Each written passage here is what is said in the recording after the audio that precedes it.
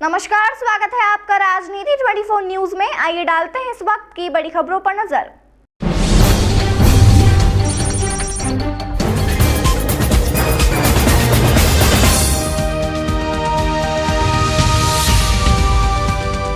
इंदौर की वायु गुणवत्ता में सुधार लाने के उद्देश्य से एनजीटी के निर्देश के बाद प्रदूषण नियंत्रण बोर्ड, यातायात विभाग और आरटीओ के द्वारा पिछले कुछ दिनों से कार्रवाई का दौर लगातार जारी है। वहीं आज भी तीनों ही विभागों ने संयुक्त कार्रवाई करते हुए रिगल चौराहे से मधुमिलन चौराहे के बीच प्रदूषण फैलाने वाले कई वाहनों पर कार्रवाई की। दरअसल इंदौर की वायु की गुणवत्ता में सतत सुधार लाने के उद्देश्य से अलग अलग शासकीय विभागों के द्वारा कवायदों का दौर लगातार जारी है, जहां कुछ दिनों पूर्व नगर निगम आयुक्त ने सभी विभागों की बैठक कर उन्हें जरूरी दिशा निर्देश जारी किए थे। वहीं पिछले कुछ दिनों से यातायात, प्रदूषण नियंत्रण बोर्ड और आरटीओ द्वारा अलग अलग चौराहे पर पुलिस प्रदूषण फैलाने वाले वाहनों पर कार्रवाई कर रही है। इसी कड़ी में आज भी तीनों ही विभागों द्वारा संयुक्त कार्रवाई करते हुए प्रदूषण फैलाने वाले वाहनों पर कार्रवाई की।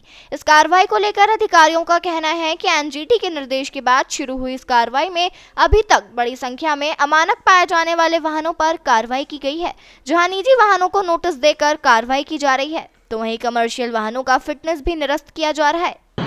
आरटीओ और प्रदूषण नियंत्रण बोर्ड और ट्रैफिक पुलिस, इनकी संयुक्त टीम जो है अभी लगातार अभियान चला रही है।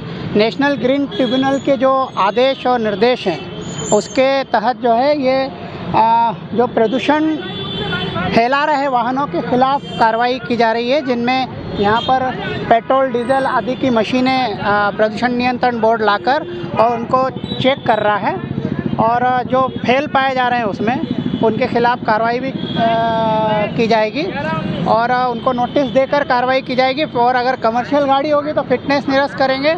और अभी तक हमने 3 दिन के अभियान में 300 वाहन चेक कर लिए हैं, जिसमें से करीब 15-20 वाहन जो है प्रदूषण मानकों पर खरे नहीं उतरे हैं। अभी यह और भी सघन इलाकों में भी चलाया जाएगा, क्योंकि जो धुआं छोड़ते हैं अब वो यहाँ इंदौर में उसको बर्दाश्त नहीं किया जाएगा। ये एनजीटी के भी सख्त निर्देश हैं और इंदौर की AQI को बहुत अच्छा करना वो प्रदूषण नियंत्रण बोर्ड, ट्रैफिक पुलिस, मीडिया सभी का ड्यूटी भी है और सभी जनता की भी जो है जिम्मेदारी है, तो हम इसी में लगे। नहीं, सभी को PUC सर्टिफिकेट की जानकारी होती है।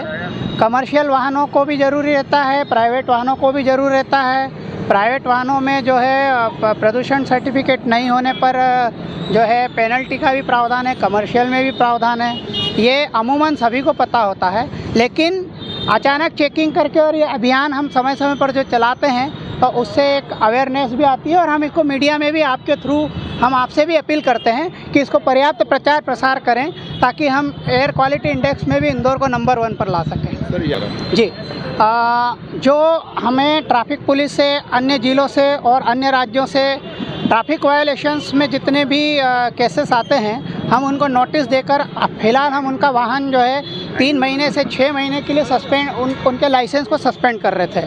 लेकिन अब कलेक्टर साहब के भी सख्त निर्देश हैं कि जो तेज़ गाड़ी चलाते हैं, ड्रंकन ड्राइविंग करते हैं, लापरवाही पूर्वक चलाते हैं, या फिर ट्रैफिक सिग्नल का बार वायलेशन कर रहे हैं। उदाहरण के तौर पर अगर किसी ने 3 बार से ज़्यादा वायलेशन किया है तो हम उनके लाइसेंस हमेशा के लिए निरस्त करने के भी निर्देश दिए हैं। उसके बाद वो बनवा नहीं पाएंगे लाइसेंस। इसलिए सभी अलर्ट रहें और ट्रैफिक यातायात सुधारने में भी, इंदौर का यातायात को सुधारने में भी अपना सहयोग दें।